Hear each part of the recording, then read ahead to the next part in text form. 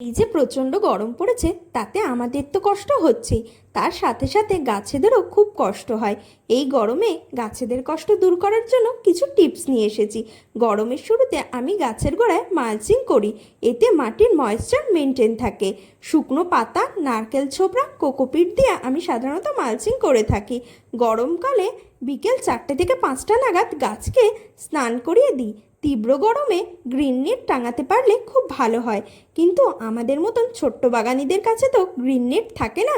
তার জন্য আমি সব গাছকে কাছাকাছি নিয়ে এসে রাখি, যাতে এরা বাষ্পমোচনের সময় কিছুটা ঠান্ডা অনুভব করতে পারে।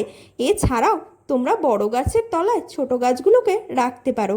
গরমকালে ছাদের মেঝেতে সরাসরি গাছ রাখলে শিকড়ের প্রচণ্ড ক্ষতি হয়, গাছ ডাইব্যাকও হয়ে যেতে পারে।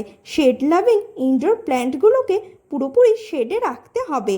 ডিরেক্ট সানলাইটে সকালে 1 থেকে 2 ঘন্টার বেশি পেলে গাছ ডাইব্যাকও করে যেতে পারে। টাটা।